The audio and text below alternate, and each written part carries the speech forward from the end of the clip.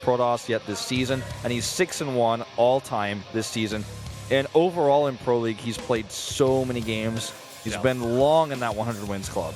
He's a guy that if I were a Protoss going up against him, I would be terrified. Like, even if I had practiced so much, it's not even like a feeling that I would get playing against Shine where I'm like, okay, I know he's going to go aggressive. It's like going up against RorO, he just feels like undefeatable and so good at the mats, but that I would just be like, oh, wow, like I got to practice so much. Here's the Protoss up to the challenge. YongHwa, so far he is 2-4, but he has not played against Zerg. Very solid, like we said before. Can he do it? Yeah, that's the question on everyone's mind right now. Looking a bit stressed. Let's put that noise blocker on. I actually wore that noise blocker for the first time today. Backstage, the same one they use here. It works pretty well. So this match, of course, very high level. Whoever wins this will take the lead for their team. It's RorO versus YongHwa, Samsung versus Incredible Miracle here at the SPL.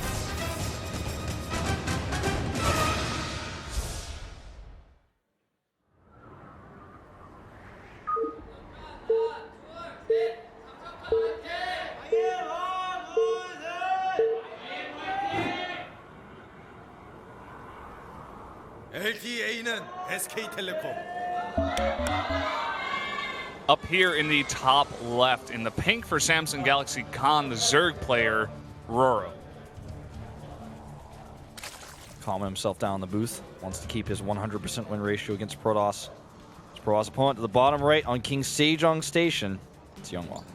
Excuse me, the King Sejong Station. Make sure you get it right. This is Sejong we're talking about. Yeah. So this is going to be a good one. RorO very confident in his Swarmos play. Yeah. Oh, wow. Also apparently very confident in his ability to 9-pull in this game today.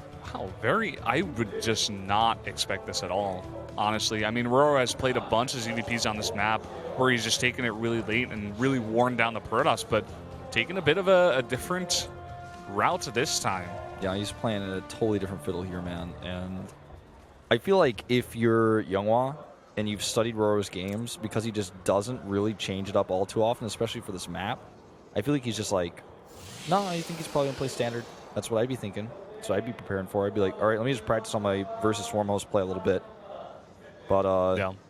I mean, let's see how greedy YongHwa wants to play this. It looks like he's going to go Nexus first, which is going to give him a little bit of trouble in defending this. Definitely.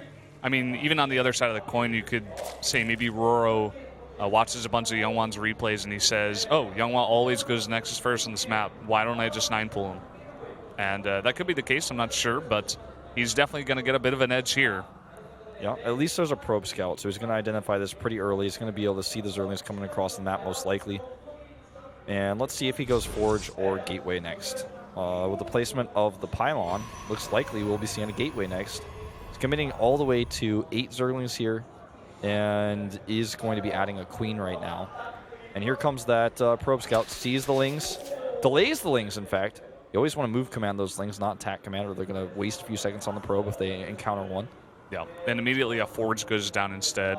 He wants to put up a pylon here and try to get some cannons. Cancels the Nexus. Ooh, that is pretty nuts that he cancels that Nexus. Thing is, if he wants to hold the Nexus, he's going to have to, like, no, it's just impossible. The wide ramp here is too wide. He already had the Forge in the Nexus. I mean the cannon. I mean, excuse me, falling apart here for a second. And so he basically has to do this. There's no other way. And if he doesn't micro his probes perfectly, he might lose a lot of them. And even if he does micro perfectly, I think he might lose some of them. Pylon likely to go down here, and he's just going to use the rest of his 4 Zerglings to start picking off probes. One goes down. I love that he's going for the pylon here. Very nice pylons here by YongHwa to have 2 powering this cannon. But he is able to take out one, and now fighting with probes is not what he wants to do. RorO trying to focus down this cannon. Is he going to get it? Seems like he might. The probe's fighting now. Oh my god, he gets the cannon. Of course, this doesn't matter all too much because he then, of course, lost all the Zerglings, so that was the cannon's purpose. If there were further Zerglings coming to the main base, I think this would be a bigger deal. As it is right now, the worker count's actually in favor of YongHwa, but the problem is that he doesn't have a Nexus. The same is true, of course, of RorO, who just now started his hatchery, but at least he has his hatchery started. And if you're looking at Zerg versus Protoss in how production works, for a Zerg player, hatchery is your production and your economy, whereas for a Protoss player, no, adding that Cybernetics core certainly isn't going to get him any more economy or any more probes. Yeah, definitely. And you see on the side of RorO, he's actually going to take a double base here. Going to want to get his economy going very, very fast here. He knows YongHwa's on the back foot here. He's going to try to be a little bit defensive for a long time, so he's taking that extra base there because he knows he can. Yeah, it's pretty safe to do that on this map. Yeah. And we'll see. See, the follow-up here is going to be for YongHwa because, I mean, to be honest, like, his Nexus is so late. He doesn't have anything to deny Overlord Scouts, but he hasn't even tried to remake his Nexus. I think he's just going to go make it right now, right? I mean, he kind of has to. There's no real one-base play that's viable anymore in Heart of the Swarm against Zerg. Overlord will actually see this. Great placement on the Overlord. There are 2 Lings in the main base. They're just going to lurk around here until the tech is going to be put down. When he expects the tech is down, he's going to come over there and scout. Yeah, even as an Overlord over the mineral line of the main as well. So he has, he knows exactly what YongHwa is doing right now. He knows everything. He's got spotter for the Nexus. He knows the exact second the Nexus goes down. You know, if a probe in the main base smells funny, he's going to know about it. YongHwa, or rather the Overlord, very close to the probes of YongHwa, so definitely. Yeah, that's what I'm saying, man. Yeah, Stargate gets started here, and RorO sees it, of course. RorO is just in total control of this game right now. Yeah, the game is in his hands. He's also got speed on the way, which he can use to further control the map. Triple Overlords here, and he's hitting that with his larva so he can make more and more drones. Really, really liking his position. He's going to explode on these 3 bases much faster than YongHwa can really do anything about it. Yeah, the Phoenixes are like, they're so late too that I just don't see them really doing a lot of damage. Yeah, I don't know. He's gonna, try to get a bunch up here. He's try to get 5, try to harass, try to work his way back in the game here, try to make it maybe a little bit easier for him to take a 3rd. But I mean, RorO already has 3 bases working right now, and I don't know. It's just not looking good for YongHwa right now. No, it's not. Man, I mean, look at the worker count, 52 to 33. Starting even more speed is going to be done. Losing this Overlord is a bit of a pain. He's going to want to queue up a few more of those. But when you have to cancel your Nexus, it's like pretty bad news. Yeah, and the Nexus was about halfway done, I think, when that was going on, so already up for a while. This probe over here, we're going to scout for the 4th base first. He's not going to see much because there is no 4th base. Yeah. Zerlings over here will be deflected. It's not range base that we're looking at right now. These 2 Lings are actually going to come in for some harassment. In fact, since he already scouted the tech, he figures, might as well get some probes out of this. Gets 2. Yeah, and if you think about that, cost-wise, it's twice as expensive. 18 drones RorO had on the production tab, and he goes up to 74, probably more on the way. Yeah, he doubles his opponent's worker count for a brief period of time. Of course, spends a lot of those drones now on all of these structures. He's making 2 spores, a roach warren, 2 evolution chambers, 2 extractors, and a hatch. He's just trying to make that hatch. It's a lot of drones spent there. That sad drone, he was given the task of becoming a hatchery. He was so happy, but then Zealots in his face. You know, if you were a drone, would you rather be a hatchery or a tech structure?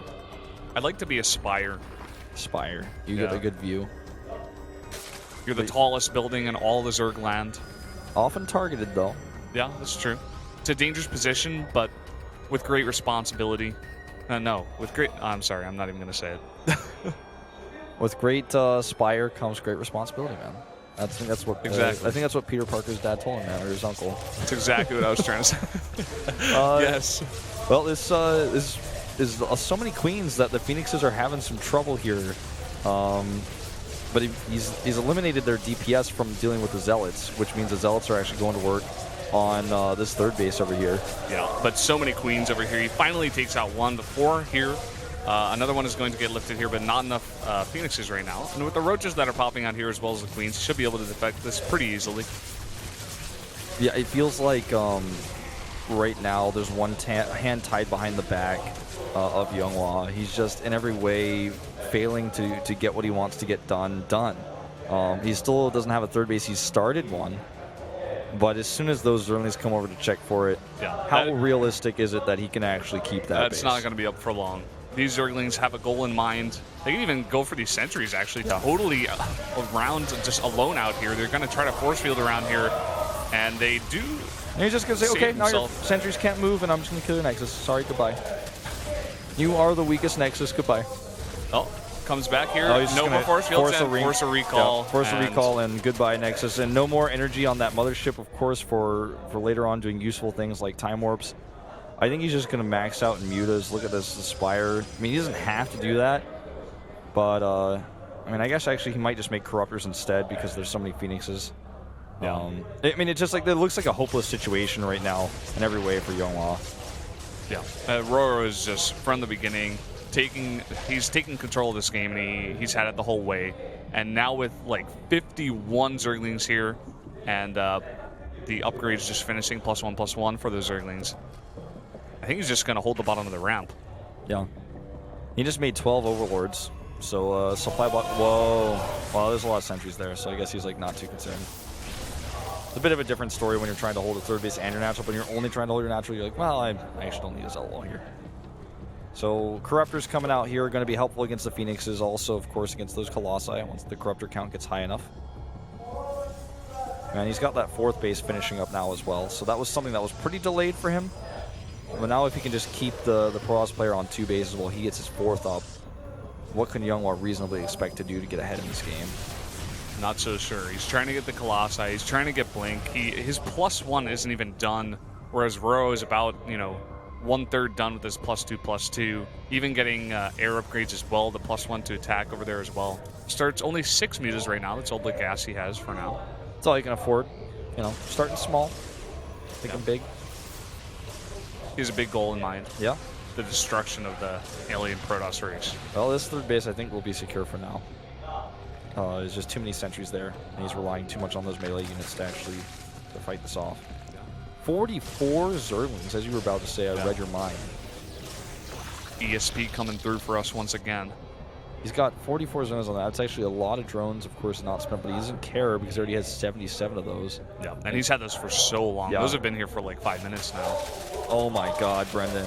The army out of place here for YongHwa. Gonna have to be canceled again, and there's like no words for this in our language. How bad this is for YongHwa. This is sorry to watch. I mean, 2 more Stargates going up here as he starts to realize the Mutalisk transition is happening. But for now, doesn't look like he has enough. Blink's not ready, and I mean, the Nexus cannon is going to be the reason why I think this is pushed away. He doesn't even have that. But oh my God, this Zerling army is just doing way too much. The Colossus accidentally lets all the force fields down, and he's going to trade pretty well with these Zerlings against the Stalkers. Maybe get the Colossus. I don't think quite. Will he? Yeah, he will actually. Wow. Oh my God, he's actually going to get the Colossus with Zerglings, and at the same time harassing at the second of YongHwa. YongHwa desperately trying to get his third up right now. It's about halfway done, but 5 bases here, starting a 6th base as well as RorO on the other side of things. Yep. I want to tell you guys that are rooting for YongHwa that there's still a chance, that there's still hope, but I don't like to lie. This is basically him shut down at every turn. His third base that he has up that he's so proud of, well, let's see how long he can hold on to it. There's a lot of Mutalisks here with Zerling support. So many cannons coming up as well, and that's a lot of Phoenixes. But he's just going to continue to trade pretty well here, and the Phoenix are not actually microing against the Mutas. Not like they really easily could.